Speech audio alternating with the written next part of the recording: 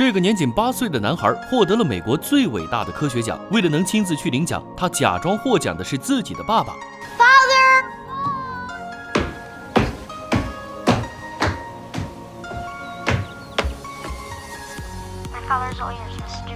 他把这个好消息告诉了姐姐，可他姐姐却惊恐地尖叫 What did I do to God for him to hate me? It's like, here, Gracie, I found you a family full of nut jobs, and you're gonna live in Nowheresville, Montana. 他又拿上自己制作的模型跑去找爸爸，可还没等他说出获奖的好消息，模型就被爸爸一阵讽刺。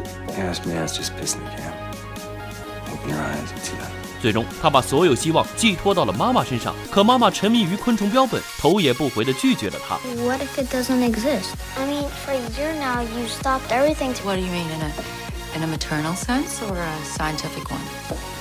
男孩失落地走了。如果弟弟还在，他一定愿意分享自己的喜悦。可惜弟弟玩枪意外中弹去世了。第二天，他正常去学校上课，可老师正对他获奖的设计图一阵奚落。As for the diagram, it's very pretty, but scientifically erroneous. 男孩忍不住出口反驳 Because I sent it to Discover Magazine, and they liked it enough to publish it. 老师恼羞成怒，更是对他一阵羞辱。男孩表面顺从地听着，可心里却一阵输出。Mr. Stempa, how can a man like you supposedly be devoted to opening our minds with scientific curiosity? How can you be so aggressively narrow-minded? 老师看着男孩，不知怎么的，莫名感觉自己被喷了。可惜他没有证据。眼看领奖的日子越来越近，男孩决定自己一个人去领奖。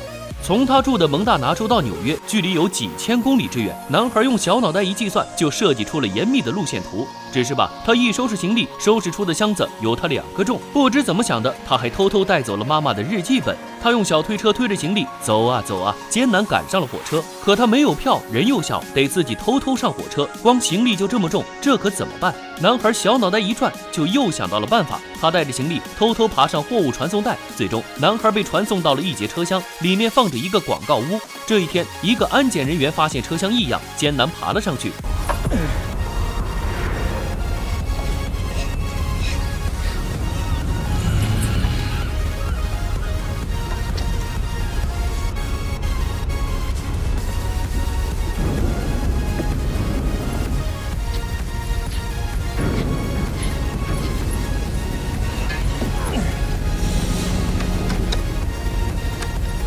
安检员从窗户里看，安检员盯了好久，感觉有点奇怪，但到底没有发生任何异样，只能扭着屁股跳了下去。自此，男孩在车厢里待得越发大胆。无聊的时候，他翻开了妈妈的日记本，竟然发现了一个可怕的秘密。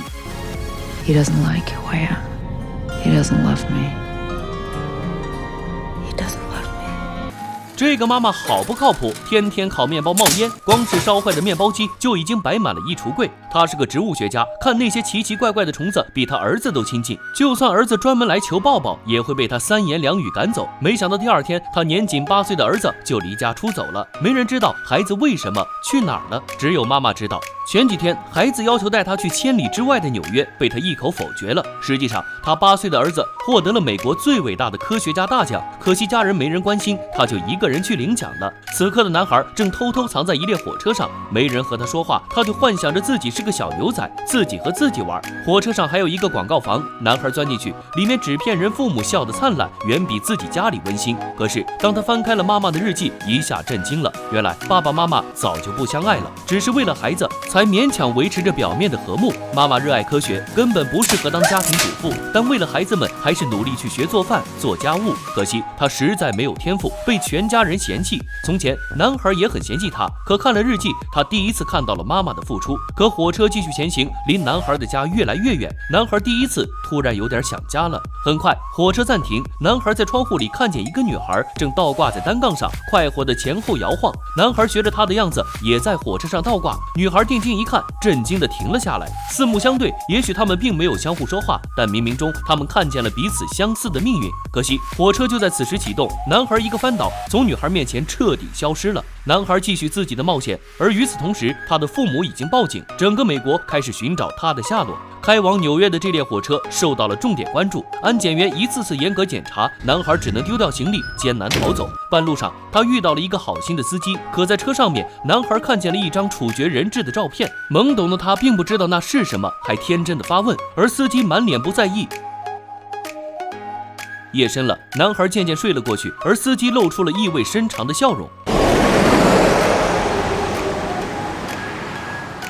第二天，等男孩醒来，发现艳阳高照，司机已经把他送到了纽约。男孩像个小大人那样和司机对拳告别，还留下了自己的感激和祝福。然后他迈着快活的步伐远去，根本不知道自己昨晚上的是恐怖分子的车。距离领奖的大学已经很近了，可是整个纽约警察已经行动起来，想要找到这个离家出走的孩子，但直到现在还是没人知道他来纽约的目的地到底在哪儿。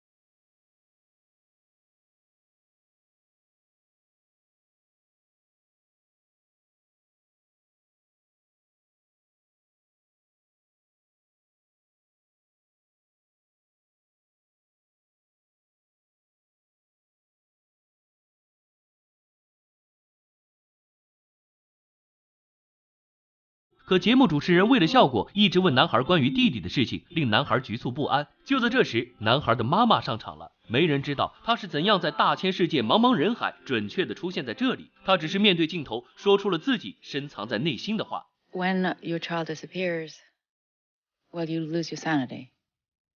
Some will channel their anger by kicking goats out of barbed wire. Those who disappear merely take a train that's never coming back, so sometimes you just stop by the tracks and stare at the rails. 男孩在妈妈的怀里，终于感受到了偷看日记都没看懂的妈妈的心。妈妈爱自己吗？妈妈是爱自己的，但弟弟的离世给全家人都带来了深深的伤痛，每个人只能封闭起自己的内心，再也无法让爱流动起来。爸爸选择了沉迷于牛仔冒险屋，姐姐选择了加入学校舞蹈小队，妈妈选择了全心投入工作，而男孩自己则选择了挑战所有科学家都想挑战的难题，发明永动机。可是没被面对的悲痛一直都在，直到男孩走失，全家人才从各自的麻木里惊醒，爱让大家重新在一起。最终男孩返回了家里，也发现了被悲痛隐藏的爱一直都在。不久之后，妈妈又怀孕了，新生命的到来重新唤起了家人的希望。小男孩也加紧把永动机的图纸变成现实，谁管那是不是真的永动机呢？他只是想送弟弟一份爱的礼物。这就是少年斯派维的奇异冒险。